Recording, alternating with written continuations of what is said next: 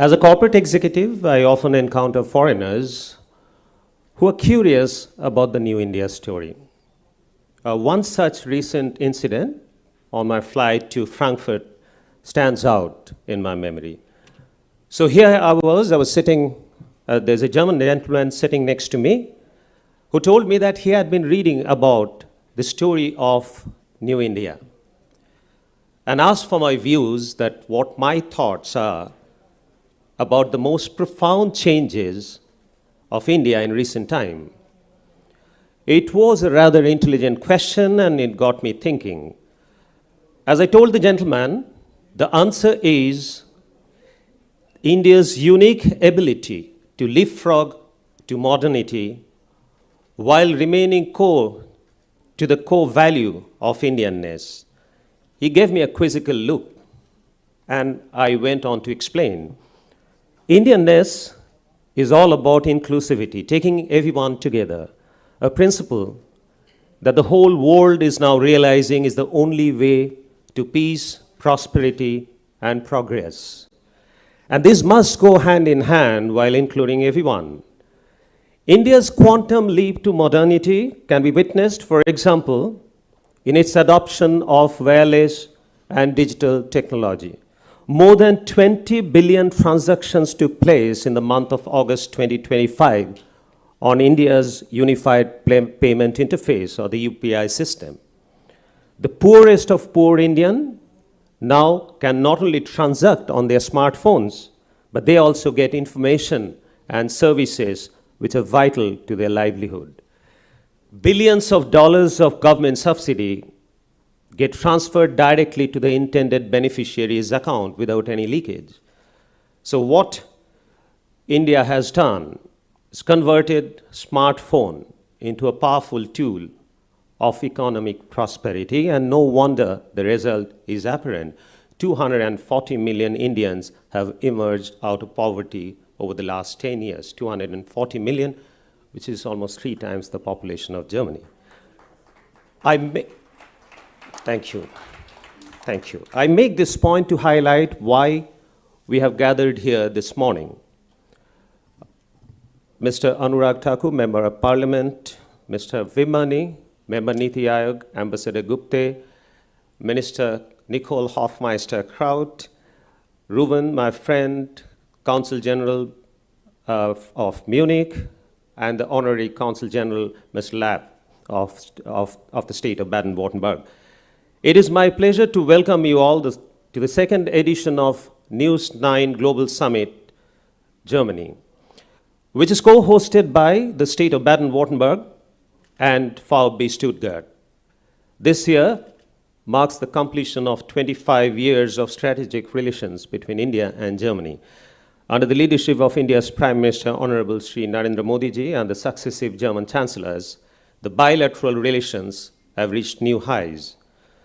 Now, as we witness the global order undergo dramatic transformation at an unprecedented speed, leading us to a sort of uncertainty that the modern world hasn't witnessed recently, the need for two countries to come together is even greater than ever. The opportunity that India and Germany have is not just to forge a mutual win-win. Instead, the opportunity is to create a partnership model which can be adopted by the free world. After all, Germany is India's largest trading partner in European Union with an annual trading volume of close to 30 billion US dollars. And the UAE, on the other hand, is India's largest trading partner as a bloc. Therefore, India-EU free trade agreement that is being currently negotiated will be a transformational pact. Various estimates suggest that the EU's export to India could go up by 50 to 60%, while India's export to EU could rise 30 to 35%. Once the FTA is signed by the end of this year or early next year, the bilateral trade between India and EU could double to almost $260 billion by 2028. Germany's Mittelstand companies are already at the forefront, leveraging this relationship. There are more than 150 global capability centers, or the GCCs, German GCCs in India, and more are coming up. German companies are no longer looking at India as a low-cost destination. In fact, the GCCs are driving the next wave of global innovation across digital engineering, Industry 4.0, healthcare, autonomous driving, amongst others.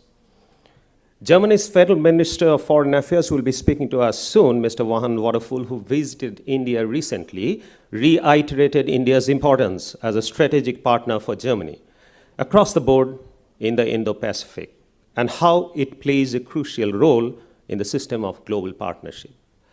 While hosting Minister Waterfull, Prime Minister Modi was unequivocal when he said, as vibrant democracies and leading economies, India and Germany see immense potential to scale up mutually beneficial cooperation in trade, technology, innovation, sustainability, manufacturing, and mobility.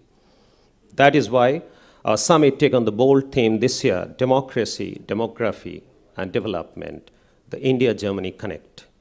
Over the course of the day, we will explore many important aspects of bilateral relations and hear from some of the most key important stakeholders, including policymakers, industry captains, and thought leaders. Going back to the gentleman I met on the flight, I invited him to visit India and form his own opinion about the opportunity that the new India has to offer. I would make a similar invitation to all of you.